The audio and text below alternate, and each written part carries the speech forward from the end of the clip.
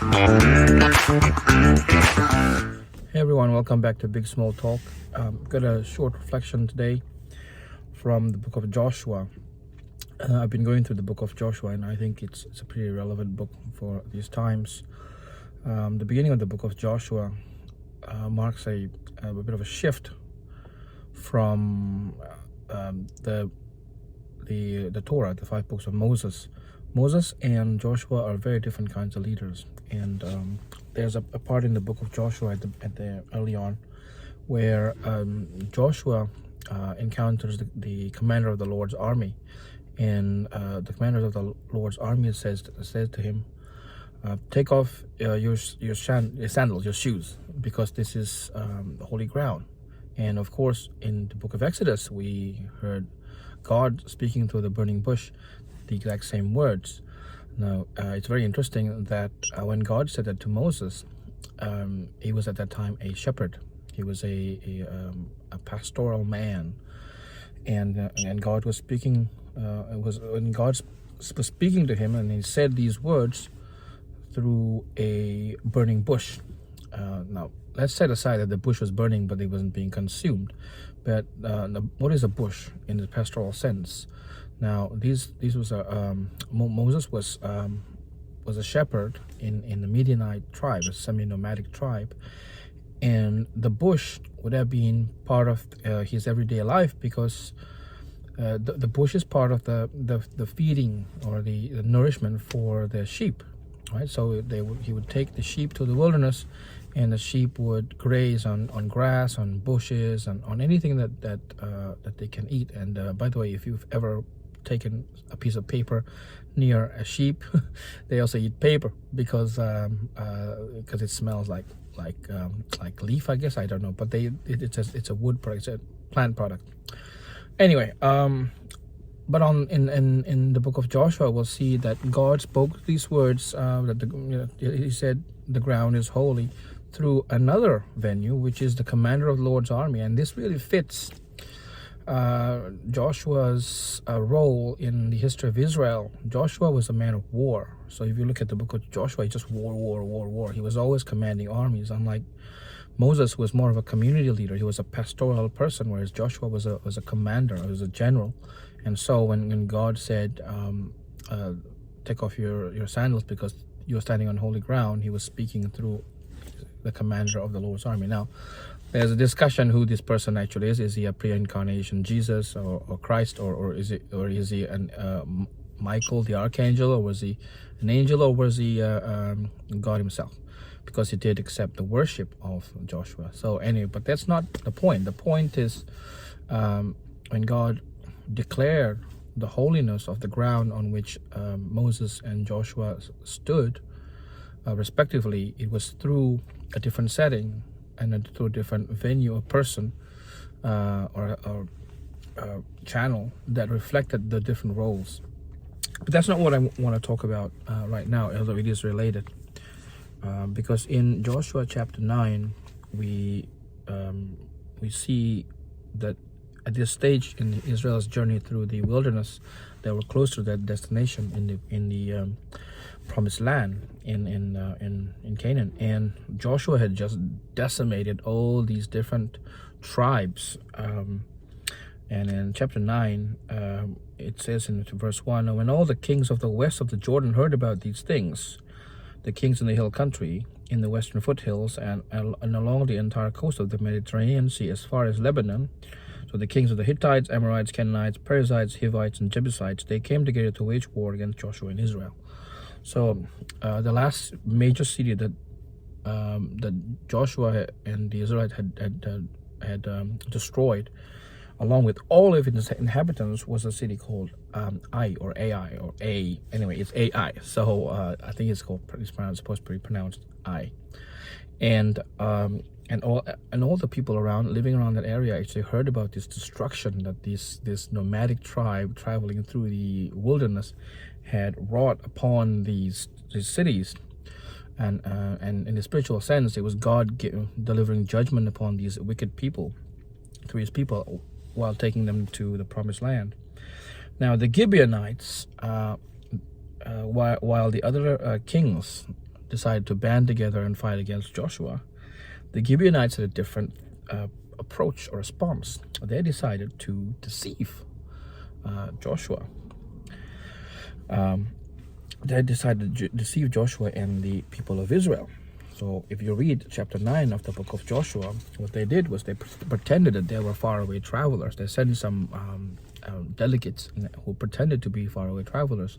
They were dressed in this really worn out clothes, worn out shoes, and they had old wineskins, and they said, "Oh, look, our wineskins are new, our bread was warm, and we started off on our journey, but now we're travelers from far away," which is not true, because they were actually from neighboring lands.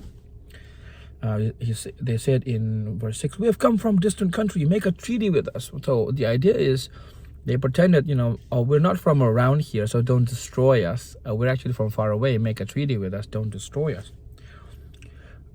And the Israelites said to these people, they said, "Oh, but maybe you live near us, so how can we make a treaty with you?" Knowing that if they were from around that area, Israel would have to destroy them as part of the journey of clearing out the promised land. And they said, "Oh, we are your servants." And Joshua asked them, "Who are you and where do you come from?" Verse 8, Your servants have come from a very distant country because of the fame of the Lord your God. For we have heard reports of him, all he did in Egypt, and all that he did to the 2 kings of the Amorites east of the Jordan, Sihon king of Heshbon, and Og king of Bashan, who reigned in Ashtaroth. And our elders and those living in our country said to us, Take provisions for your journey, go and meet them, and say to them, We are your servants, make a treaty with us. And they pretended that, the bread was warm and all that, like I said before.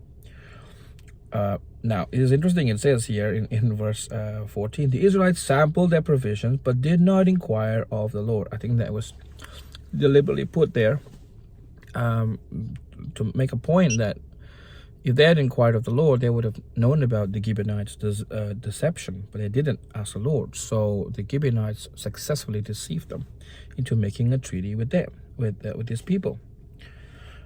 And then 3 days, verse 16, 3 days after they made the treaty with the Gibeonites, the Israelites heard that they were neighbors living near them. So they got angry. And they got angry with this because of this deception. But, verse 18, the Israelites did not attack them because the leaders of the assembly had sworn an oath to them by the Lord, the God of Israel. The whole assembly grumbled against the leaders, but all the leaders answered, We have given them our oath by the Lord, the God of Israel, and we cannot touch them now. This is what we will do to them. We will let them live so that God's wrath will not fall on us for breaking the oath we swore to them. They continue, Let them live, but let them be woodcutters and water carriers in the service of the whole assembly. So the leader's promise to them was kept. What can you learn from this? What we can learn from this is this. That God's truth is absolute and objective. It doesn't depend on what people do. It doesn't depend on what people do to him. It doesn't depend on what people do to us. His character is absolute and objective. His justice is absolute and objective. So it doesn't depend on how people treat us. So yes, there is retribution. Obviously, there is always retribution and justice in response for evil doing.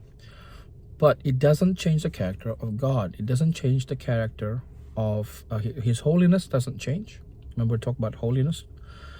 His righteousness doesn't change.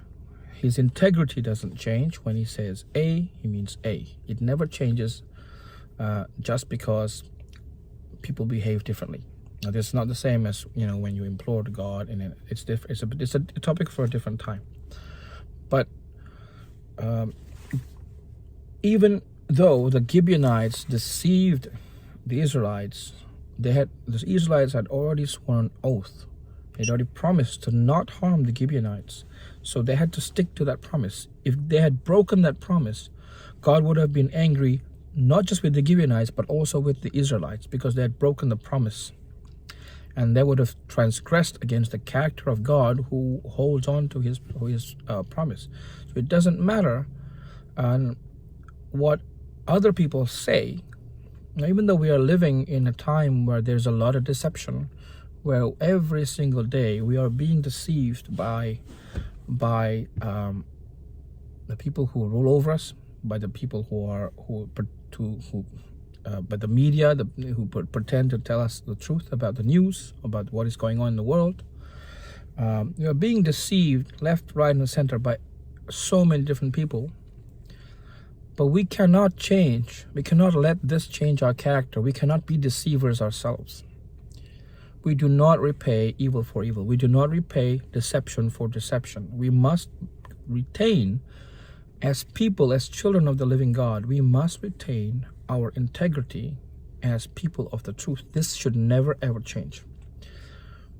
Because we follow a God, we follow God who is truth. We follow God who is the source of truth. So if we abandon truth because other people lied to us, because we have been deceived by others, then we are abandoning God, and we are no longer his people. So that's what I want to share with you today, and that even though the whole world lies to us, we must remain people of the truth. We cannot become deceivers. We cannot repay or become corrupted in our being, because we hold on to an objective, and we hold on to an absolute reality that God is truth, and regardless of how people treat us. May God bless you, and if you find this useful, don't forget to click like and share with people.